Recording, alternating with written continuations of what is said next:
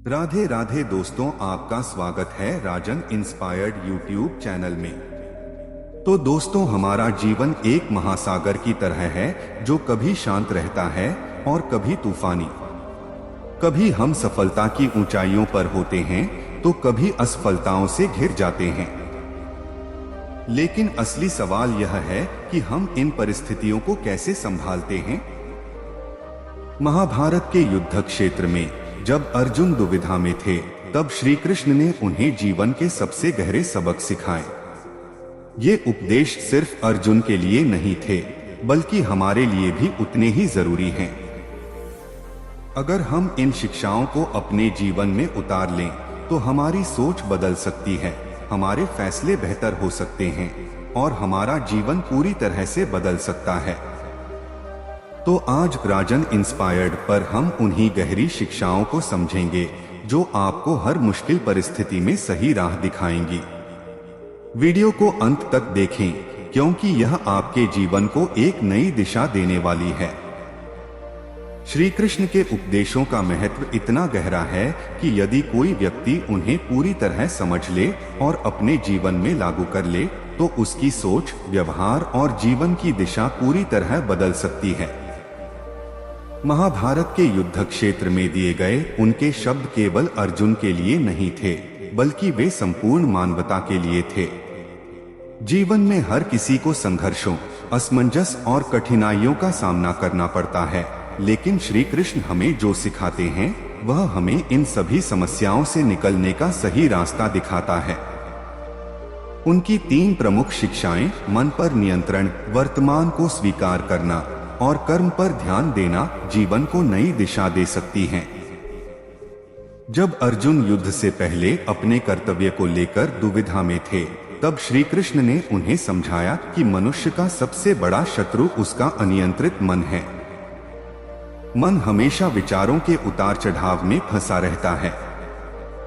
कभी यह हमें भयभीत करता है, कभी लालच में डालता है, तो कभी मोह में उलझा देता है।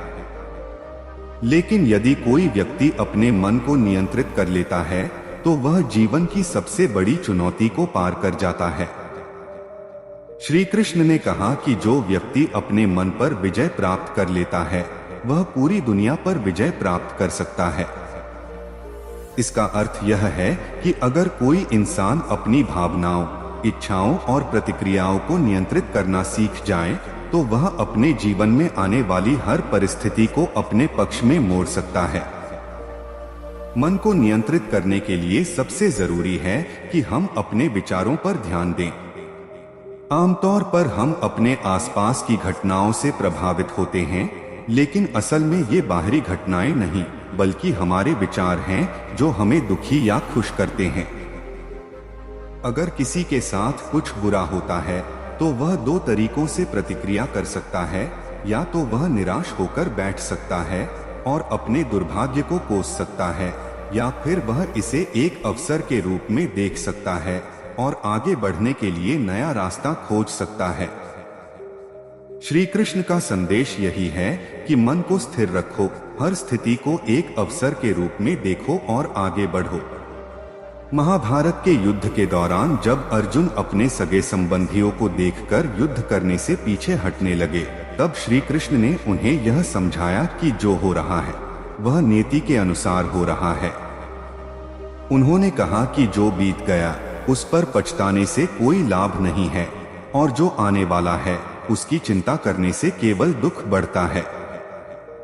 जो कुछ भी हो रहा है वह किसी न किसी कारण से हो रहा है, और उसमें कोई न कोई अच्छाई छिपी हुई है।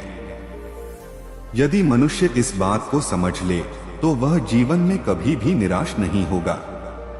जीवन में अक्सर ऐसा होता है कि हमें लगता है कि हमारे साथ बुरा हो रहा है, लेकिन समय बीतने के बाद जब हम पीछे मुड़कर देखते हैं, तो समझ में आता है कि जो हुआ वह हमारे भले के लिए ही हुआ था। हर कठिनाई हमें कुछ सिखाने के लिए आती है। हर दुख हमें मजबूत बनाने के लिए आता है। लेकिन समस्या यह है कि जब हम किसी कठिनाई से गुजर रहे होते हैं, तब हमें यह समझ नहीं आता। हम केवल उस दर्द को महसूस करते हैं और उसे दूर करने के लिए तड़पते हैं। श्री कृष्ण हमें सिखाते हैं कि हमें हर परिस्थिति को स्वीकार करना चाहिए, क्योंकि हर घटना के पीछे कोई न कोई बड़ा उद्देश्य छिपा होता है। महाभारत में जब पांडवों को जुए में धोखे से हराकर वनवास भेज दिया गया, तब यह उनके लिए बहुत बड़ा आघात था। लेकिन इसी वनवास के दौरान उन्होंने खुद को मानसिक और शारीरिक रूप से मजबूत बनाया। अर्जुन ने दिव्यास्त्रों की शिक्षा ली, भीम ने अपनी शक्ति को और बढ़ाया, युधिष्ठिर ने धैर्य और न्याय की समझ को और गहरा किया। यही कारण था कि जब वे 13 वर्षों के बाद वापस आए तो वे पहले से कहीं अधिक शक्तिशाली थे। यदि वे उस समय केवल अपने दुर्भाग्य पर रोते रहते तो शायद वे कभी भी महाभारत का युद्ध जीत नहीं पाते। श्री कृष्ण की तीसरी महत्वपूर्ण शिक्षा यह है कि हमें केवल अपने कर्म पर ध्यान देना चाहिए, न कि उसके परिणाम की चिंता करनी चाहिए। मनुष्य अक्सर यह सोचकर कोई कार्य करता है कि उसे इसका क्या लाभ मिलेगा, लेकिन जब उसे तुरंत परिणाम नहीं मिलता तो वह हताश हो जाता है और अपना प्रयास बंद कर देता है। यही कारण है कि ज्यादातर लोग सफलता से पहले ही हार मान लेते हैं। लेकिन श्री कृष्ण ने स्पष्ट रूप से कहा कि फल की चिंता किए बिना कर्म करते रहना ही सही मार्ग है। जब कोई व्यक्ति सच्चे मन से अपने कार्य में लगा रहता है तो उसे सफलता अवश्य मिलती है। अर्जुन जब युद्ध के लिए तैयार नहीं थे, तब श्री कृष्ण ने उन्हें यह बताया कि उनका कर्तव्य युद्ध करना है। उन्हें यह नहीं सोचना चाहिए कि इससे क्या परिणाम निकलेगा, कौन जीतेगा और कौन हारेगा। बस उन्हें पूरी निष्ठा से युद्ध करना था। जीवन भी एक युद्ध के समान है, जहां हमें बिना रुके अपने लक्ष्य की ओर बढ़ते रहना चाहिए। अगर हम हर समय यह सोचते रहेंगे कि हमें क्या मिलेगा और क्या नहीं, तो हम कभी अपने कर्म को पूरी तरह नहीं कर पाएंगे। इसलिए सफलता उन्हीं को मिलती है जो बिना किसी स्वार्थ के अपने कार्य को पूरी लगन से करते हैं। यदि हम श्री कृष्ण की इन 3 शिक्षाओं को अपने जीवन में अपना लें तो हमारा पूरा जीवन बदल सकता है। मन को नियंत्रित करना सीखना, हर परिस्थिति को सकारात्मक रूप से देखना और केवल कर्म पर ध्यान देना, ये तीनों बातें हमें हर परेशानी से बाहर निकाल सकती हैं। जब तक हम अपने मन के गुलाम बने रहेंगे, हम हमेशा दुखी रहेंगे। जब तक हम अपने अतीत को लेकर पछताते रहेंगे और भविष्य की चिंता में उलझे रहेंगे, तब तक हम कभी खुश नहीं रह पाएंगे। जब तक हम किसी काम को सिर्फ उसके परिणाम के आधार पर करेंगे, तब तक हम अपनी पूरी क्षमता का उपयोग नहीं कर पाएंगे। लेकिन जैसे ही हम इन चीजों को समझकर अपने जीवन में उतार लेते हैं, वैसे ही हमारा जीवन पूरी तरह बदल जाता है। इसलिए हमें श्री कृष्ण की इन शिक्षाओं को सिर्फ पढ़ने या सुनने तक सीमित नहीं रखना चाहिए, बल्कि इन्हें अपने जीवन का हिस्सा बनाना चाहिए। जब भी कोई कठिनाई आए तो खुद से पूछें, क्या मैं अपने मन को नियंत्रित कर पा रहा हूँ?